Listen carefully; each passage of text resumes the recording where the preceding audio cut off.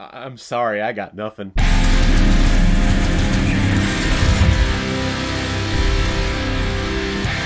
Iron Sky 2: The Coming Race, released in 2019 and was crowdfunded, that's why we actually got this thing, and is directed by Timo Björnsuola, who's also directed such films like Norwegian Horror, Star Wreck in the Perkening, Iron Sky, and Jeeper Creepers Reborn. And this film is starring Laura Rossi, Vladimir Belokov, Kit Dale, Julia Dietz, Stephanie Pohl, Udo Kier, and Tom Green, the composer of the Bum Bum song, is in this movie. And the reason why we're talking about Iron Sky 2 today is because it was a PayPal recommendation and donation from a big contributor and supporter of this channel, David Klimov. Thank you very much for your recommendation.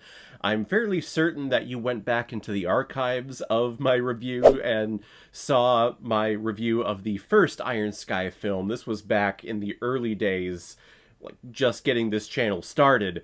And it's one of my most viewed videos, I think, I have on this channel. It's also one of my most hated reviews that I've put out there, just because I just didn't get it. I didn't get the first Iron Sky. People would criticize me and would give me the thumbs down on that review, saying, you're dumb, you're a piece of shit, you're ignorant, you have no idea what this film is commenting on. And I think back then I was just trying to be that auteur movie reviewer, like, yes, I'm trying to elevate my status up into the cloud of all other famous film critics and movie reviewers out there. I'm trying to get going and be well established and have credibility. But over the years, I've definitely lightened up, and I definitely have way more fun with films like this that are supposed to be fun, that aren't supposed to be taken seriously, and that are supposed to be slapstick and to take landish, wild, crazy ideas and put them into a film.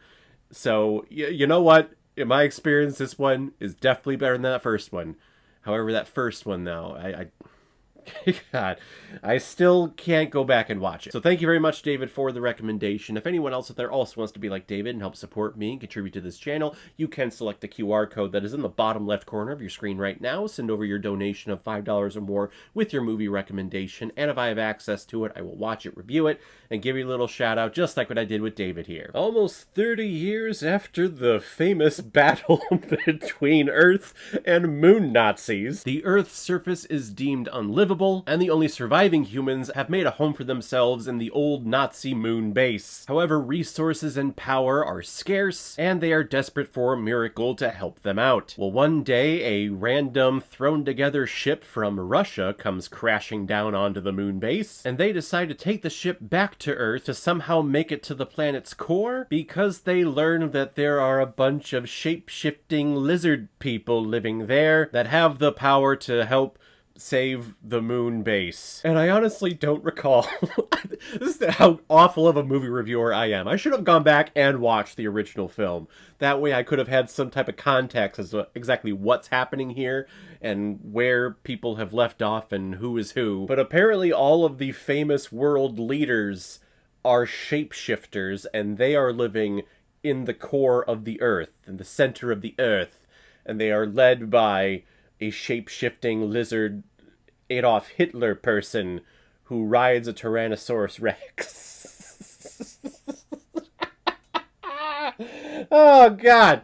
I love it that I just said that sentence out loud. And a few brave, courageous people from the moon base need to go there because they have what is referred to as the Holy Grail that they find out from Adolf Hitler's brother. I believe that's what it was.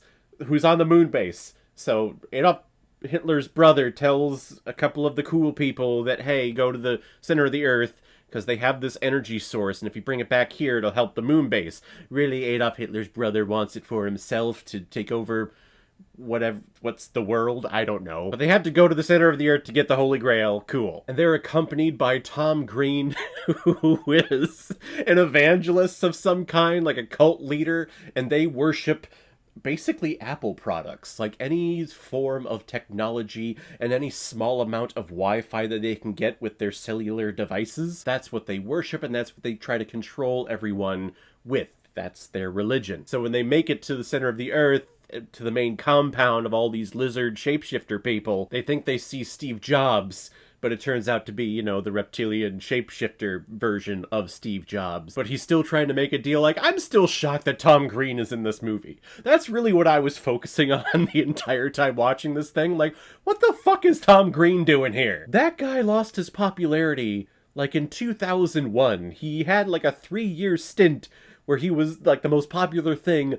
on MTV for us millennials, and then nothing. My bum is on the rail. Bum is on the rail. Look at me. My bum is on the rail. Now, from my description, it seems like this movie is just off-the-wall batshit crazy, which it is, but it's also way tamer than the original. From what I remember, the original just went in and out of all of these crazy ideas and all of these crazy space battles and stipulations that they had to overcome. Here, the story is a lot more contained. It's really one main thing. They need to go to the center of the Earth to grab the Holy Grail so that they have enough power to power the moon base station so that people can live and grow crops and have food and have heat and survive, basically. So I actually enjoy the story a lot more in this sequel, which I'm shocked that I'm saying that. Like, I had a better time watching this one than I did the original. I'm shocked at this. But if you are a fan of the original Iron Sky as well, I would say that you would definitely love this film. It's a nice continuation of that story. But if you are new to this franchise, just know if you go into this film, just have an open mind.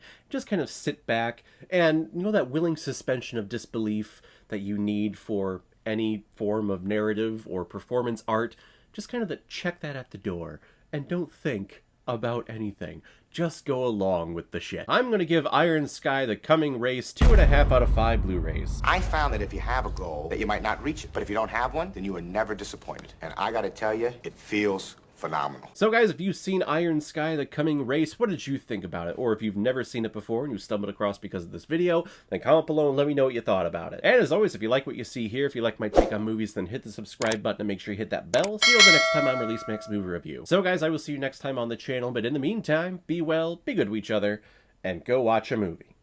Take care, guys.